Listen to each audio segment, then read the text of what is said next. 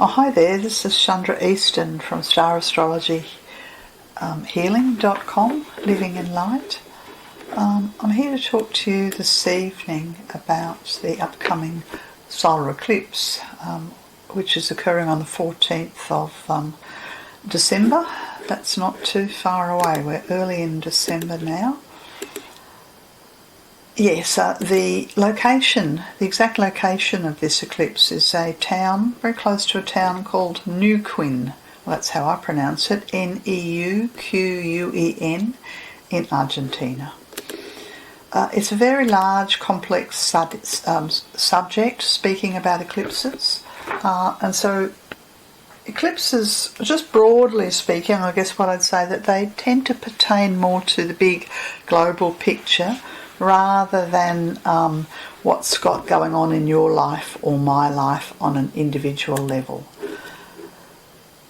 Yes, so just bear that in mind. Of course, there will be some people who will feel the eclipse very acutely, and they will be people who have the 23rd degree of Sagittarius or any of the other mutable signs prominent in their chart. So that's if you've got a planet or the ascendant or the midheaven in 23 degrees of Gemini or Virgo or Sagittarius or Pisces. Yeah, they're the people who will feel this eclipse the strongest. And of course the nations, any nations who have those particular degrees in their national charts. And it's a very large subject, but I'll see how much of it I can cover.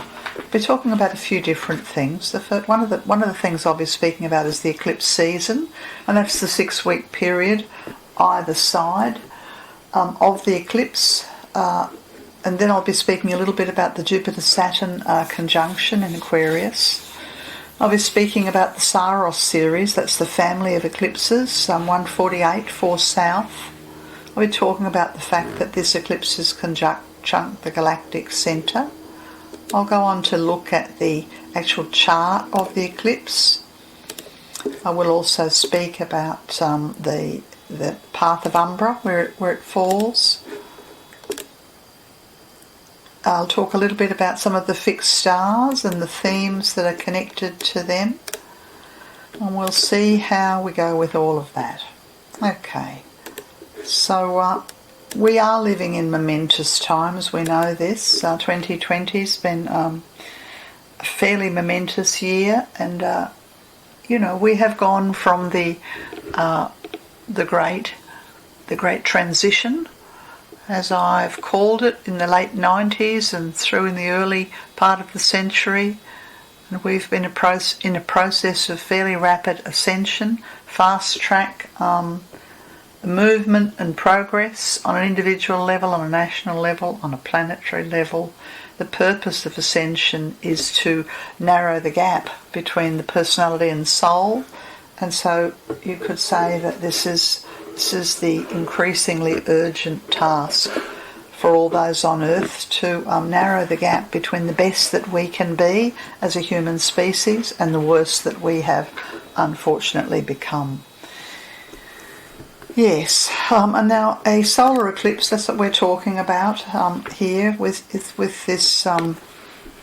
this chart. Is a solar eclipse always occurs when the sun and the moon are conjunct together in a sign. Sagittarius here in this case, and I'm just hunting here for the chart. You'll have to excuse me while I find it. I thought I had it open, but of course I don't. I shall find it any tick of the clock. There it is. So it was 4:13. It will be 4:13 p.m. at this town called Neuquén in Argentina, when the sun and the moon are exactly together. I beg your pardon. It's 1:17 p.m. on the 14th of December, when the sun and the moon are exactly conjunct, 23 degrees and 8 minutes into Sagittarius, and I will discuss that chart a little bit later on. But first of all, I'll just talk a little bit about the Eclipse family. Now, the Eclipse family that this eclipse falls in is it's the Saros series 148, 4 South. And just to explain that, every eclipse, the eclipses occur about 19 and a half years, something like that.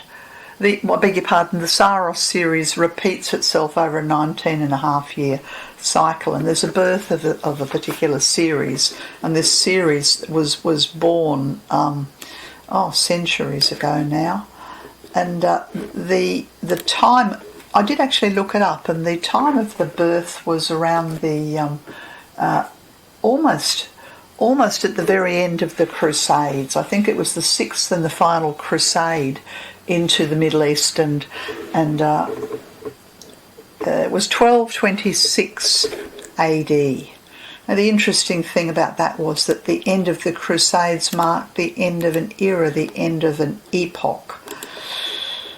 Yes, and we are getting very close to the end of an epoch now. Yeah, the Crusades, you could say, marked.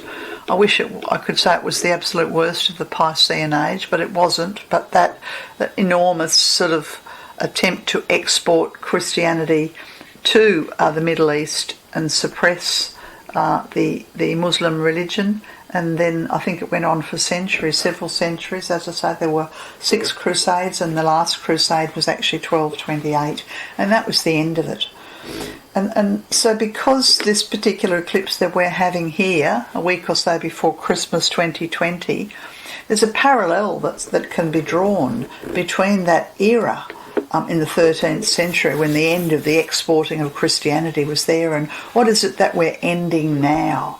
You know, it's fairly clear to many people that our society is running on a knife edge. Our world is running on a knife edge. Our climate is on a knife edge. The politics is on a knife edge. If nothing else, the pandemic has shown us that life on Earth is very fragile and can be interrupted at any point. And what an eclipse does is it simply points to the issues that humanity need to deal with. Yep. So we certainly need to recognise, and because this eclipse cycle was born on the 29th degree of Pisces, and that is interesting in itself because that is the last degree of the last sign of the zodiac. So it's kind of like the last gasp of an old cycle before a new one begins. And that theme is all over this eclipse in a week or two's time. So when the very first eclipse from this Saros series was birthed, it fell conjunct the fixed star Shiat at 29 degrees Pisces. Yeah, and this time, so we had the very, very end of an era, the end of an epoch, and the beginning of a new era. And we have something very, very similar going on here. The end of an era, one might say it's the last gasp of the Pisces age and the time when the Aquarian age is really coming into stronger and greater fruition. Some people would say it's the beginning of the Aquarian age. Astrologers have been debating when the Aquarian age actually began. Was it back in 1966? Where there was a mighty conjunction of planets in Aquarius? Is it 21st of December 2020 when Jupiter and Saturn enter into Aquarius? Or was it around about 2000, the turn of the millennium?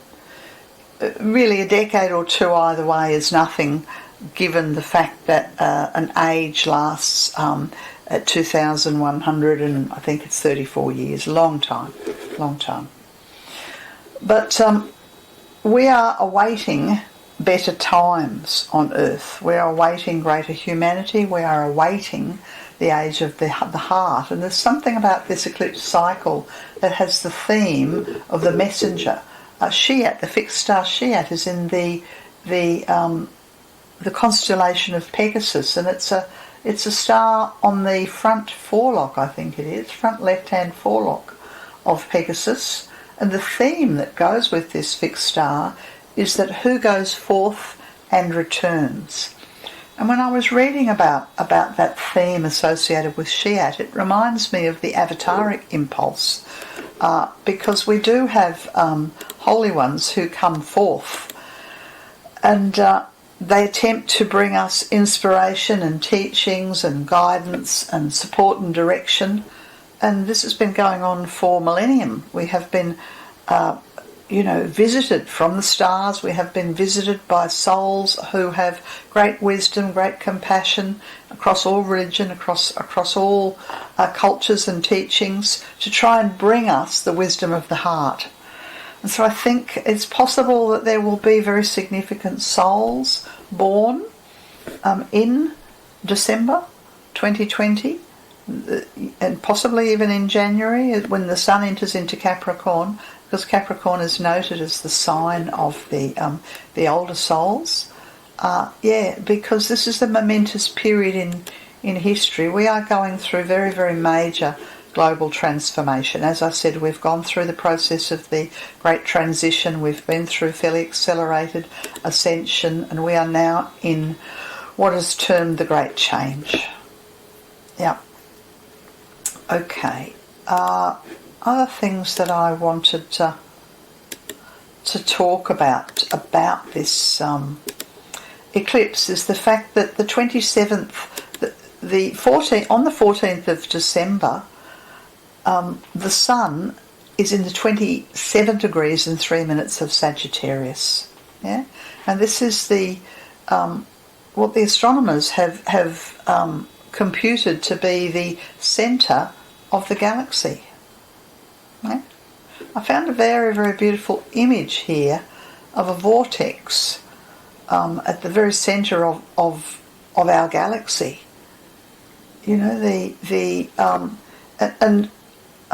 something about the central point of anything that holds the essence. Yeah, so it's as if we have arrived at a momentous ending of an era. We have arrived at a momentous ascension or transformational period, and a period where I think there will be avataric teachers born or appear. Yeah. And hopefully what we have is the opportunity to raise consciousness on Earth. Yes, as we move through this very significant eclipse crossing the galactic centre. One of the things about the galactic centre is the Sabian symbol, and the Sabian symbol for the 28th degree of Sagittarius is a beautifully built bridge.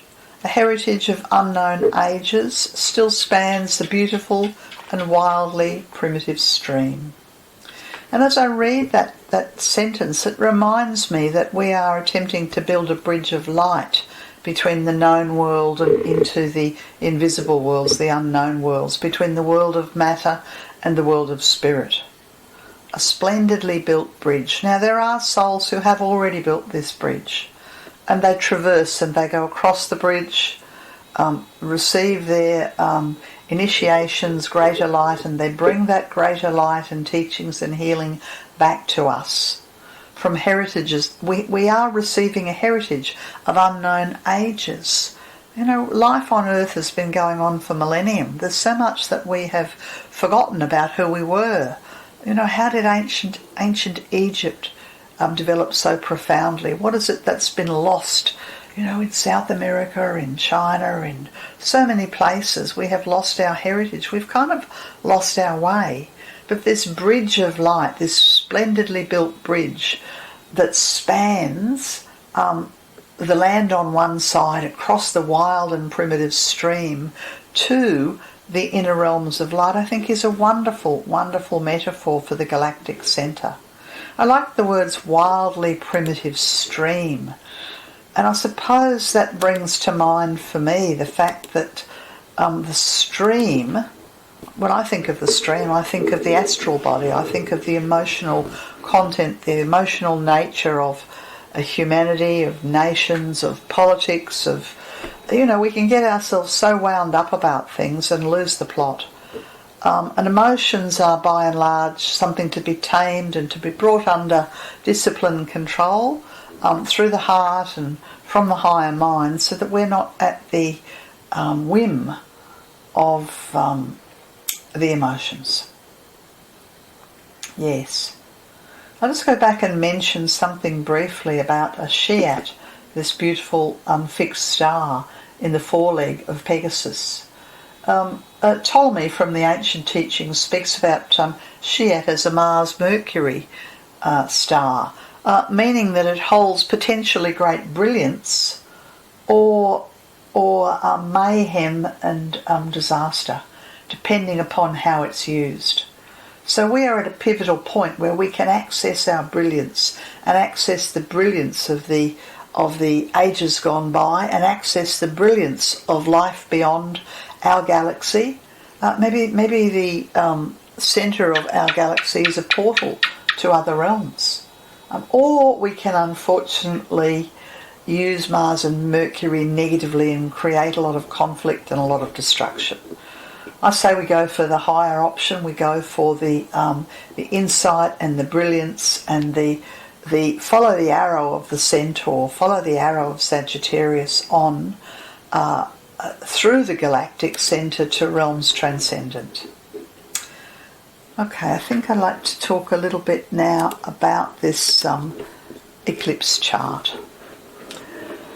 So you'll see the chart up now, and we have the Sun and the Moon in the 23 degrees and 8 minutes of Sagittarius. Mercury is relatively close to it. They're both sitting very, very high. It's at, as I said, 1:17 p.m.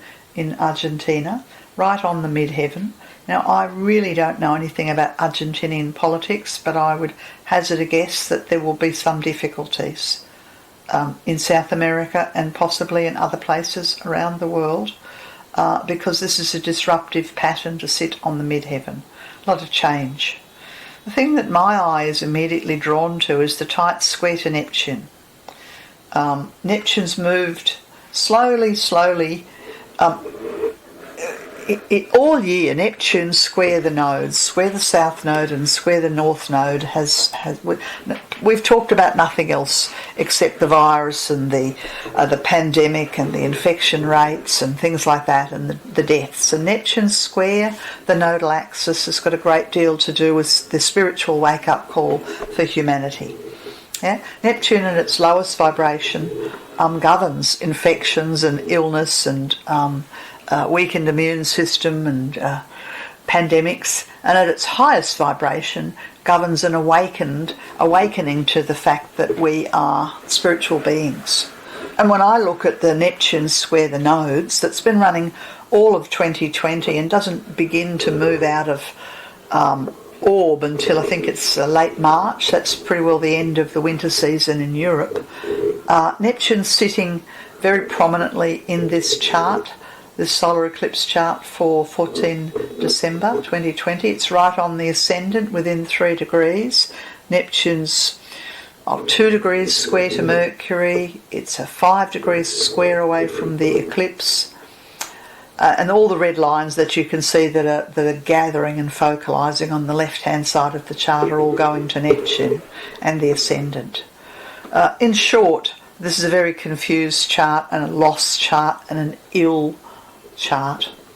The best that we can say about this eclipse chart is that the pressure to find ourselves and to recognise ourselves as a species who are seeking to cross the bridge, this beautiful, splendid bridge across the wild stream towards the realms transcendent through the heart of the galactic centre. It's a wake-up call, and for those who are awake and looking and listening and tuning in, then it will assist.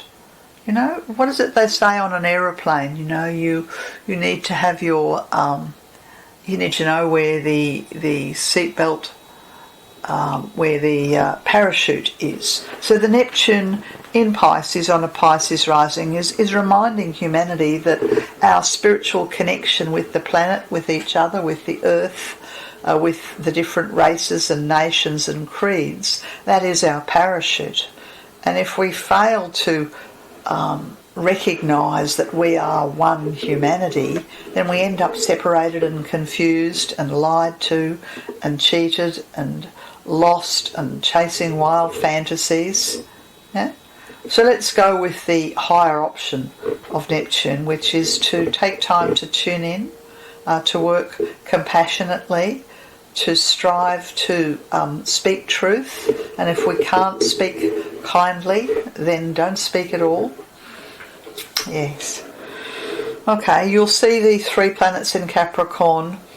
Pluto's there, Jupiter's there, and Saturn's there in the 11th house. And yes, the world is still coming through the other side of the economic crisis, and the governments are busy making rules to kind of help pull the citizens into line, really.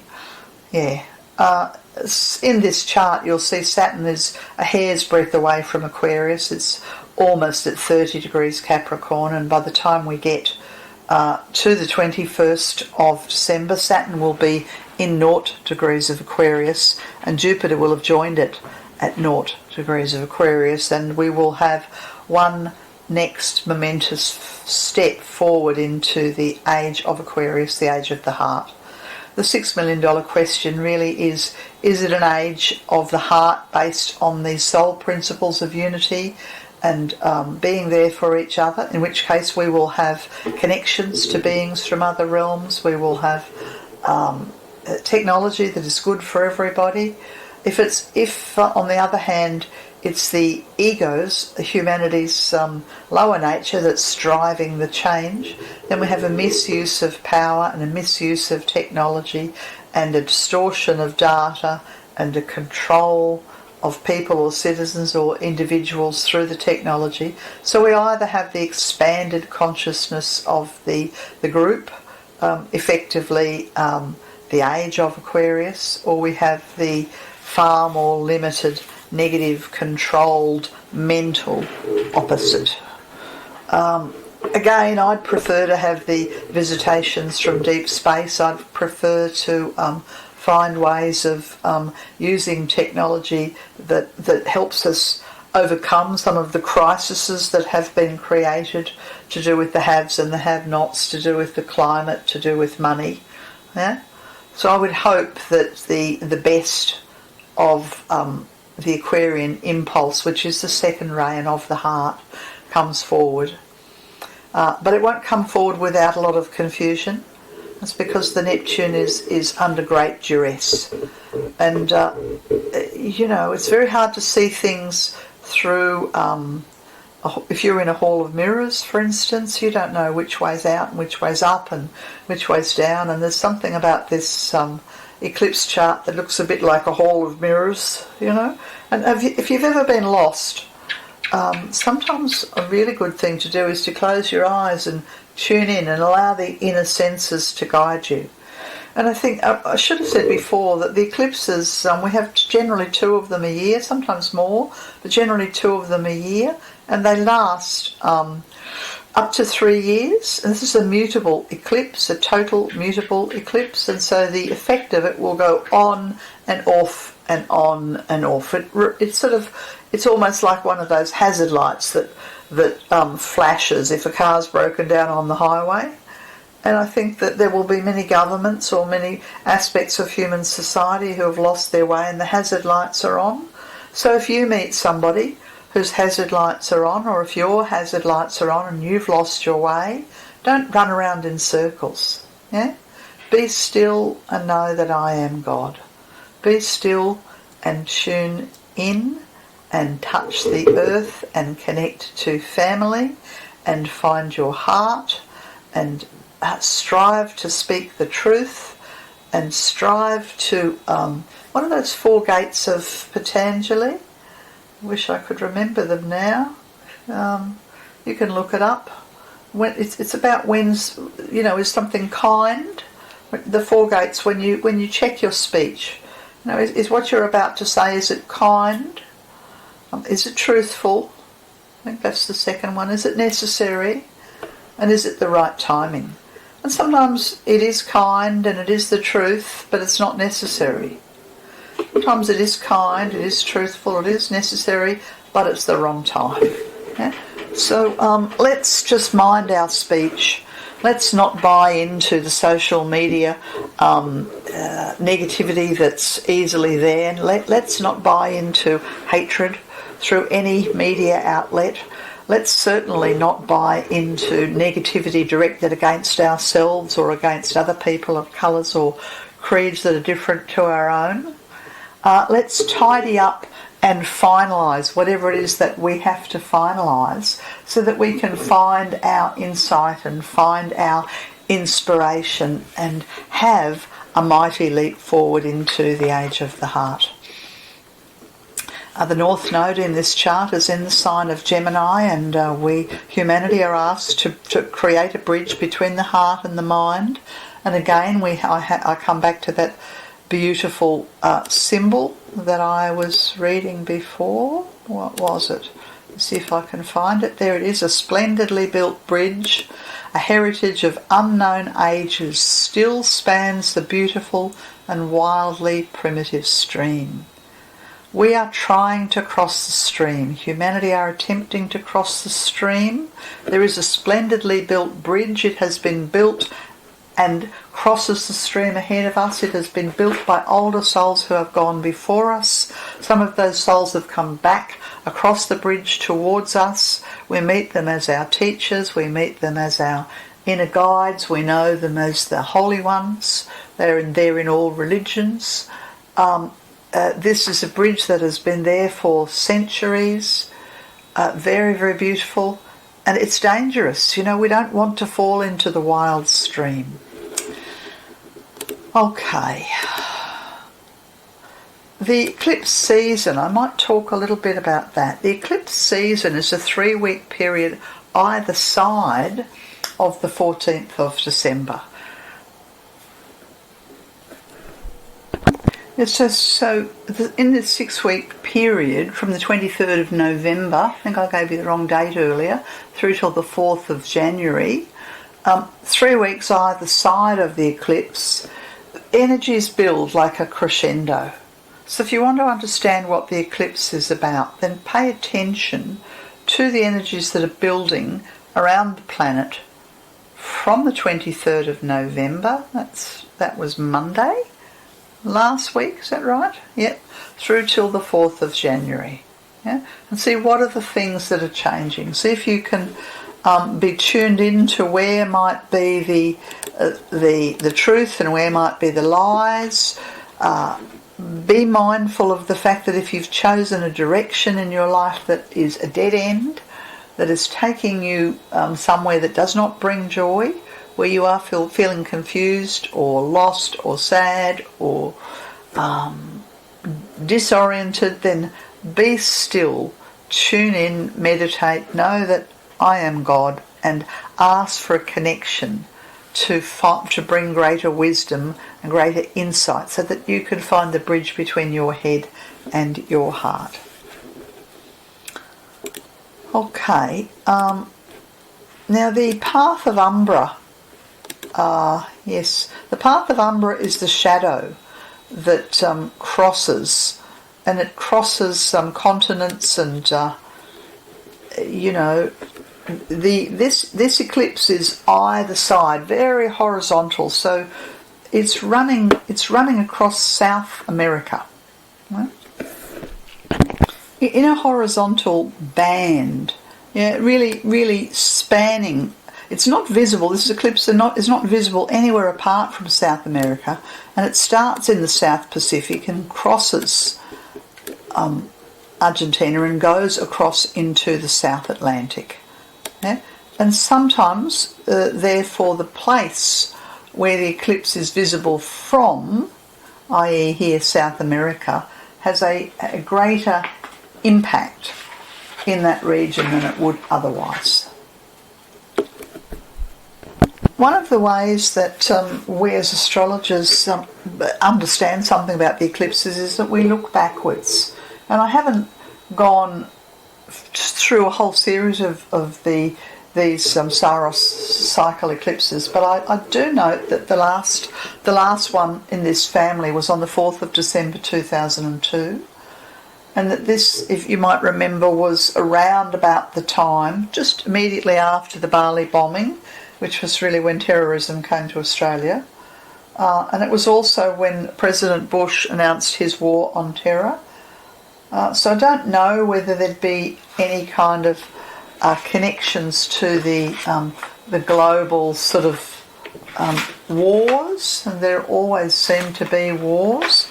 But I do wonder about the Middle East because of that this eclipse family being born in the Middle East. Yes, now the eclipse is conjunct the fixed star Ras Al Huga, known as the head of the serpent. And this particular fixed star has a Moon, Mars, Neptune theme, which gives me a bit of a shudder really, because we have a very strong Neptune theme in the chart already. Neptune is square the eclipse, and then the fixed star Ras Al Huga, on the head of the serpent, reinforces those themes. And I start to think about the La Nina effect. I don't know a great deal about it, but I believe that it's when we have cycles, and I think that they go all over the world, where there is more rain and more flooding and the potential for catastrophe. It's the opposite of drought, really. And there's something about the Moon and Mars and Neptune themes that kind of remind me of the La Nina effect. So I don't know whether that is going to be the case. The other fixed star that this particular eclipse is conjunct is Lezeth. And Lezeth is at the point of where the scorpion stings. Yeah? And it is associated with nothing pleasant. Immorality, malevolence, accidents, catastrophes, poison through acid. Yeah. But it's something about the sting of the serpent that comes through the fixed star Lezeth. And I suppose what I think about when I think about that is that we really need to strive for harmlessness. It's very easy when we feel under threat to go and attack, to go on the offensive, yeah, rather than to act harmlessly. So I think there's something about this sort of sting of the scorpion where we can go, okay, all right, well, how harmless can I be in my life, and how harmless can the nations be? Yeah. Ras Al Huga has the highest or the lowest. As I said, I told you it has a connection to waterlogged things and a connection to infections and epidemics, but the higher vibration of Ras Al Huga is a response to the spiritual vibrations, and it's very mystical healing energies. Yeah. So again, we have these sort of choices. We can either lift to the highest vibration, to the energy of mysticism and healing, or we can have a lesson via the Moon and Mars and Neptune through floods or tornadoes or catastrophes associated with water. Let's see if we can lift ourselves to the heights of mystical connection, and let's refrain from using our sting, the scorpion sting. Yeah. Okay, I think I didn't talk about the Jupiter-Saturn conjunction in Aquarius very much, except to say that, I suppose you see Jupiter is a second ray, the sacred planet of the second ray, and Aquarius in its highest vibration is the second ray, but Aquarius also has a strong connection to the fifth ray.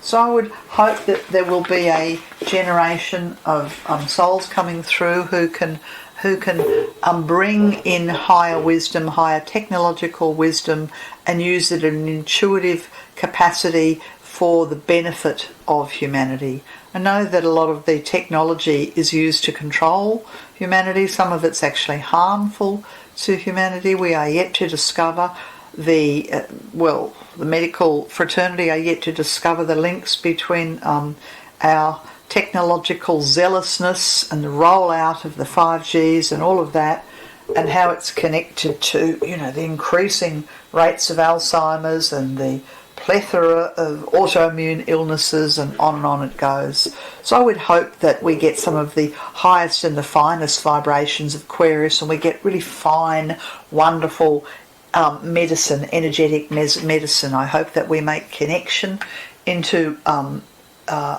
enlightened beings beyond our sphere who can guide us, who come to us from the bridge. I hope that enough of humanity are willing to take the steps forward and to stand up for the climate and the planet and for humanitarian principles.